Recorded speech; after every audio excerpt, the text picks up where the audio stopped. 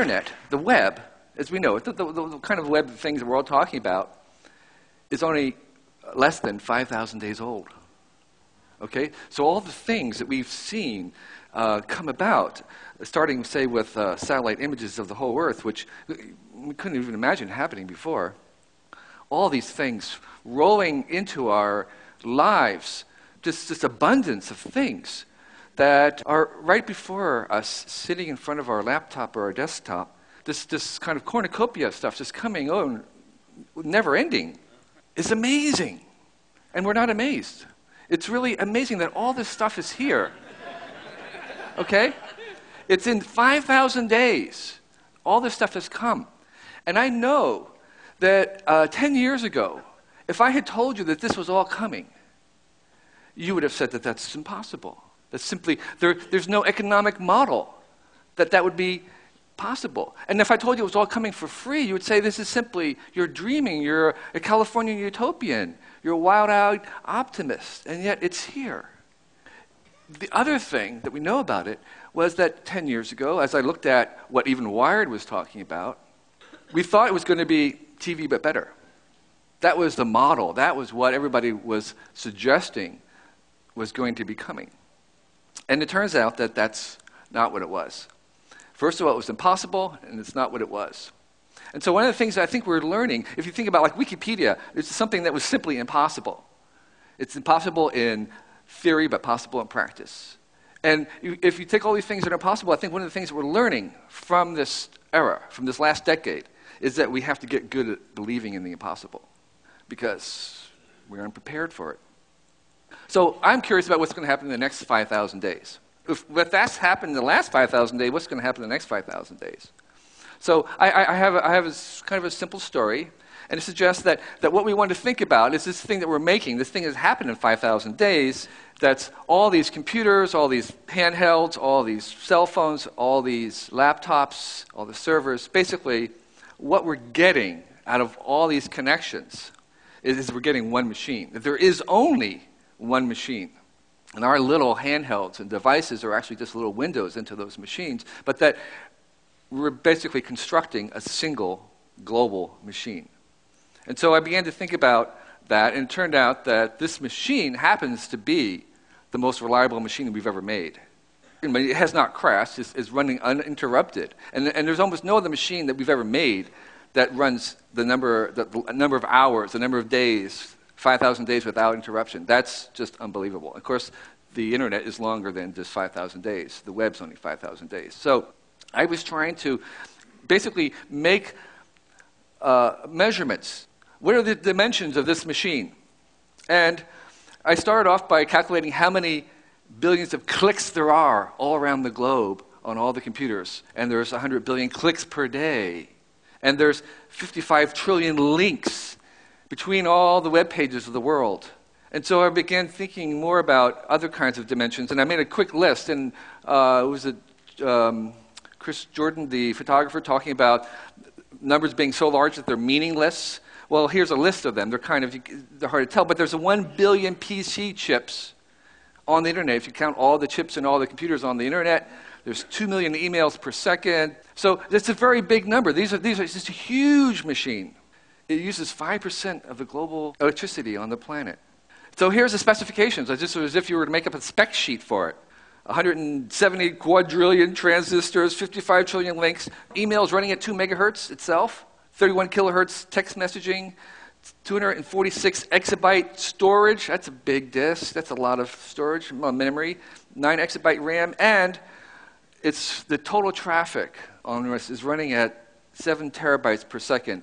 Brewster was saying the Library of Congress was about 20 terabytes. So every second, half of the Library of Congress is swooshing around in this machine.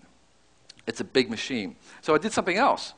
I figured out 100 billion clicks per day.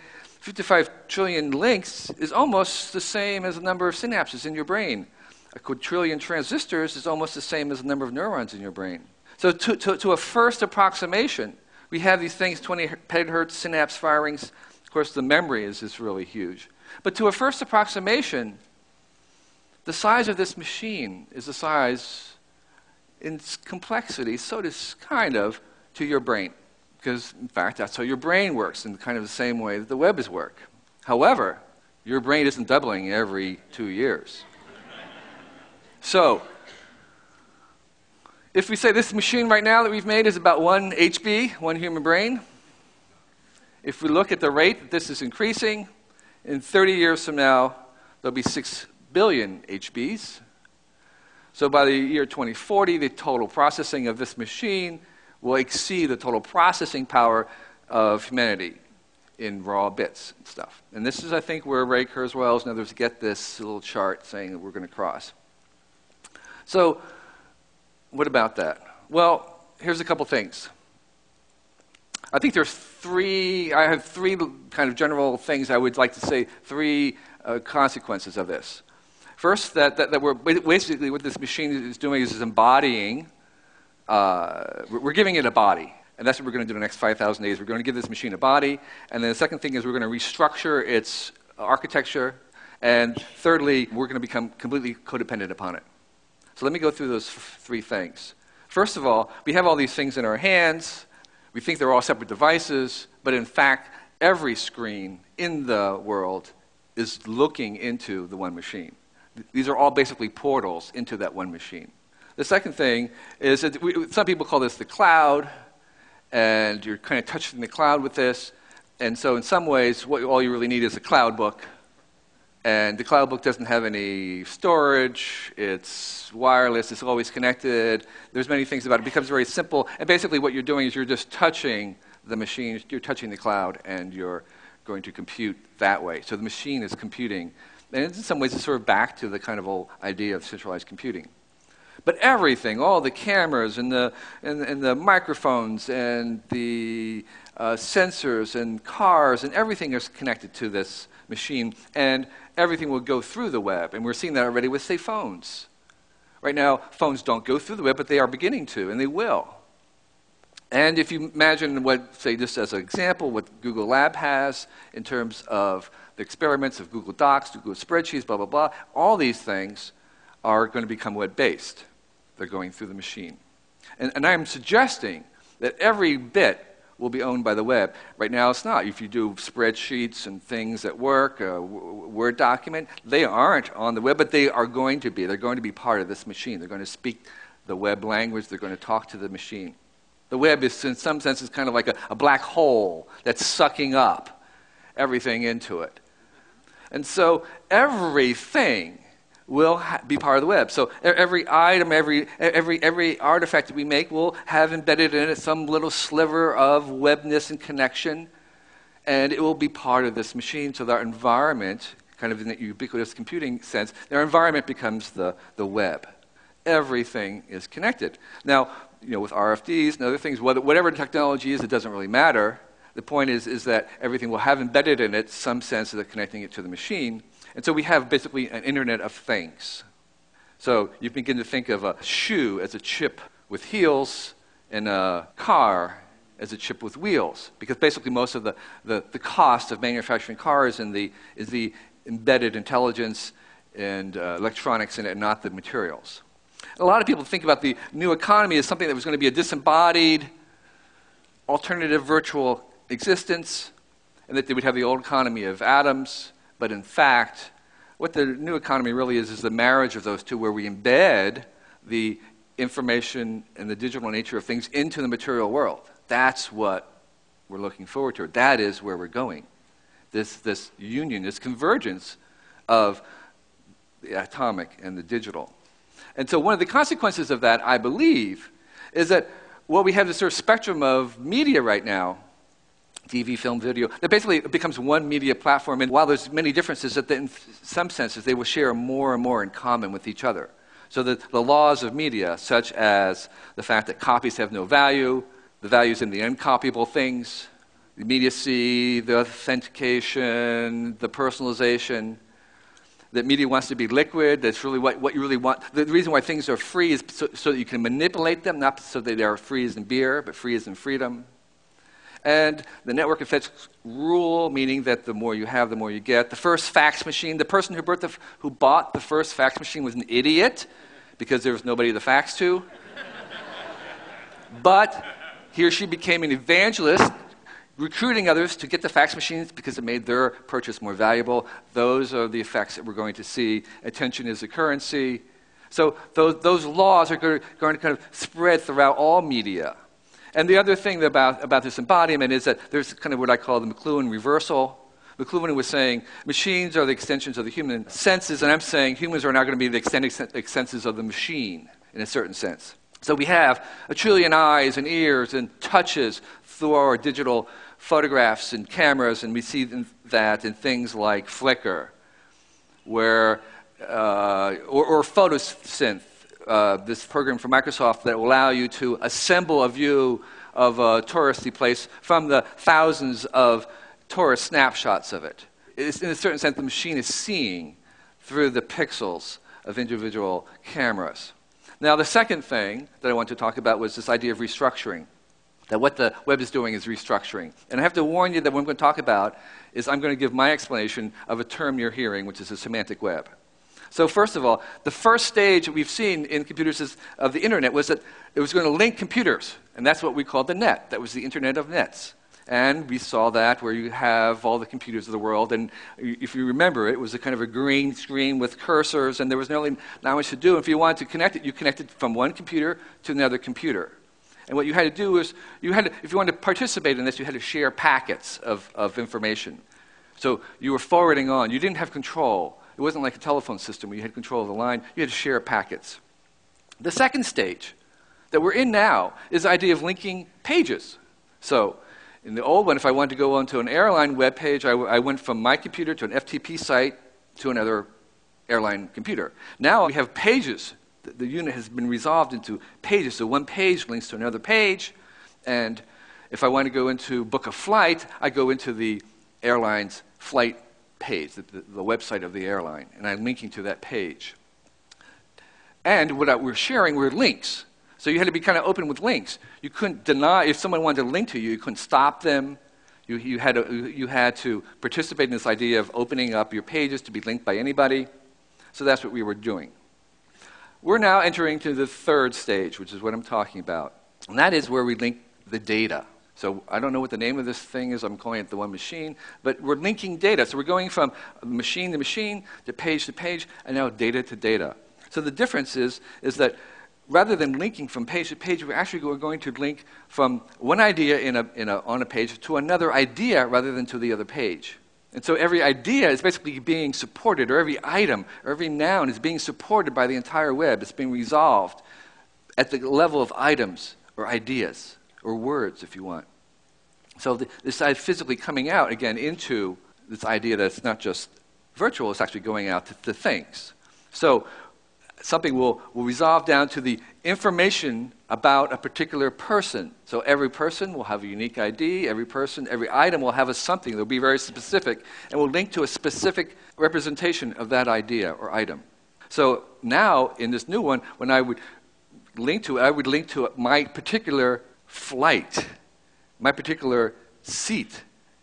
And so, give me an example of this thing. I live in Pacifica. Rather than right now, Pacifica is just sort of a name on the web somewhere. The web doesn't know that that is actually a town, and that's a specific town that I live in. But that's what we're going to be talking about. It's going to link directly to, it will know. The web will be able to read itself and know that that actually is a place. And that whenever they sees that word Pacifica, it knows that it actually has a place, longitude, certain population. So here are some of the technical terms, all three-letter things that you'll see a lot more of. All these things are about enabling this idea of linking to the data. So I'll give you one kind of an example. There's a gabillion social sites on the web. Each time you go to there, you have to tell it again who you are and all your friends are. Why should you be doing that? You should just do that once, and it should know who all your friends are. So that's what you want, is all your friends are identified, and you should just carry these relationships around. All this data about you should just be conveyed, and you should do it once, and that's all that should happen. And you should have all the networks of all the relationships between those pieces of data. That's what we're moving into, where it sort of knows these things down to that level. Semantic web, Web 3.0, giant global graph. We're kind of trying out what we want to call this thing. But what it's doing is it's sharing data. So you have to be open to having your data shared, which is a much bigger step than just sharing your web page or your computer. And all these things that are going to be on this are not just pages. They are things. Everything we described, every artifact or place will be a specific representation, will have a specific character that can be linked to directly. So we have this database of things. And so there's actually a fourth thing that we have not get to, we won't see in the next 10 years or 5,000 days, but I think that's where we're going to, and that is the Internet of Things, where I'm linking directly to the particular things of my seat on the plane, that physical thing becomes part of the web. And so we are in the middle of this thing that's completely linked down to every object in the little sliver of connection that it has. So the last thing I want to talk about is this idea that we're going to be codependent. It's always going to be there. And the closer it is, the better. If you allow Google to, it will tell you your search history, and I found out by looking at it that I search most at 11 o'clock in the morning. So I am open, and I'm being transparent to that. And I think total personalization in this new world will require total transparency. That is going to be the price. If you want to have total personalization, you have to be totally transparent. Google, I can't remember my phone number, I'll just ask Google. We're kind of so dependent on this that I have now gotten to the point where I don't even try to remember things, I'll just Google it. It's easier to do that. And we kind of object at first saying, oh, that's awful, but if we think about the dependency that we have on this other technology called the alphabet and writing, we're totally dependent. It's transformed culture. We cannot imagine ourselves without the alphabet and writing. And so in the same way, we're going to not imagine ourselves without this other machine being there. And what is happening, what this is some kind of AI, but it's not the AI in conscious AI, it's AI as being an expert. And Larry Page told me that that's what they're trying to do, and that's what they're trying to do. But when 6 billion humans are Googling, who's searching who? It goes both ways. So we are the web. That's what this thing is. We are going to be the machine. So the next 5,000 days, it's not going to be the web and only better. It's just like it wasn't TV and only better. It's not going to, the next 5,000 days is not just going to be the web but only better. It's going to be something different. And I think it's going to be smarter. They'll have an intelligence in there that's not, again, conscious, but it'll anticipate what we're doing in a good sense. Secondly, it's become much more personalized. It will know us, and that's good. And again, the price of that will be transparency. And thirdly, it's going to become more ubiquitous in terms of filling our entire environment, and that we will be in the middle of it. And all these devices will be portals into that. So the single idea that I wanted to leave with you is that we have to begin to think about this as not just the web only better, but a new kind of stage in this development. It looks more global. If you take this whole thing, it is a very big machine, very reliable machine, more reliable than its parts. But we could also think about it as kind of a large organism. And so we might respond to it more as if this was a whole system, more as if this wasn't a large organism that we are going to be interacting with. It's a one, and I don't know what else to call it than the one. We'll have a better word for it, but there's a unity of some sort that's starting to emerge. And again, I don't want to talk about consciousness. I want to talk about just as if it was like a little bacteria or a Volvox, which is what that organism is. So, to do, action, takeaway. So, here's what I would say. There's only one machine, and the web is its OS. All screens look into the one. No bits will live outside the web. To share is to gain. Let the one read it. It's going to be machine readable. You want to make something that the machine can read. And the one is us. We are in the one. I appreciate your time.